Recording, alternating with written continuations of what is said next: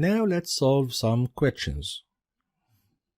Looking at the first question, it's a long one, almost a full-page question. What I usually do first is to read what they are looking for, which is usually the last sentence in the question. In this example, the question is, which of the following answers best describes the test activities you should plan for? Sometimes there will be more than one question with the same scenario. In that case, I usually look at the following question. Make sure that it's based on the current question or not. If yes, then I also read what they are looking for in the second or the following questions. If not, then I simply go back to the original questions and that's it. Now let's assume that this is the case here. We have only one question. So this question is asking about what kind of test activities we should plan for. So we should read the whole scenario to understand the circumstances of the planning problem we have. The question is marked K4 and you will score 3 points if you get the correct answer. Sometimes in questions like this one, if you get a semi-correct answer, you can score 1 or 2 points only. So this question was concentrating for. Let's read the question quickly. Before you read the possible answers, I want you to visualize the situation in your mind. Usually try to do that. Visualize the problem in front of your eyes. You are a test manager who is about to buy 2 components and you are worried about the quality of the components. So what should you do? Most probably you can get an answer in your mind without reading anything, and most probably this is the most correct answer because it's the common sense answer. Let's read the answers together. You should plan for an informal and minimal acceptance test of the 2 off-the-shelf systems and then a single end-to-end test of the overall integrated system. This doesn't make sense. Why would I do minimal acceptance test for a subsystem that I am worried about? Plus, why do I risk using Big Bang integration with faulty subsystems? This is not good. Second option.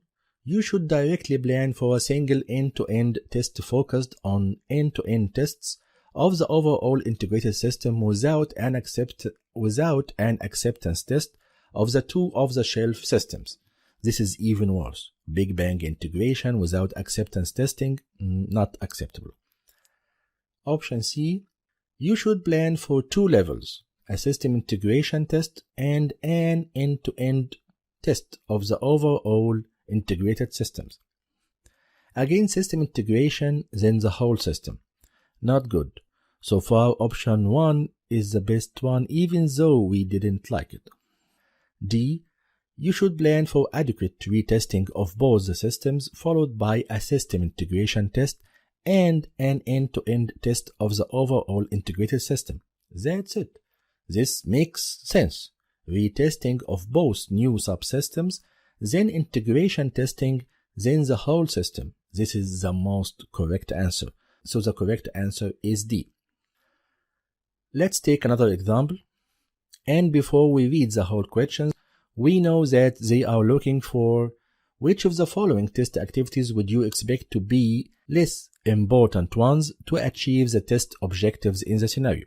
Pay close attention to the term less important. I usually say it in my mind few times before answering the questions.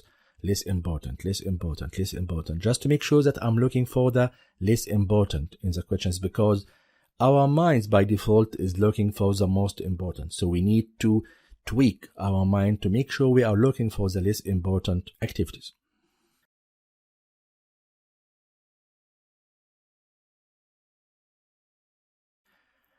After reading the question, we know that performance is a high risk. So what should we do? A. Perform unit performance testing for each single web service. There were no complaints about unit testing, so this will not help, but let's keep it in mind. B.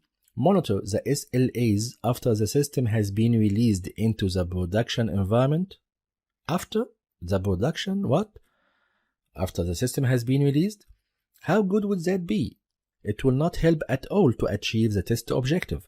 This must be the answer because it's the least important, but let's continue. Perform system performance testing consisting of several performance testing sessions to verify if all the SLAs have been met. Actually, this is a very good test activity. If they were looking for the most important one, I would have picked this one. Option D, perform static performance testing by reviewing the architecture model of the system under various load levels. Again, this is also a good testing activity. So the right answer is B.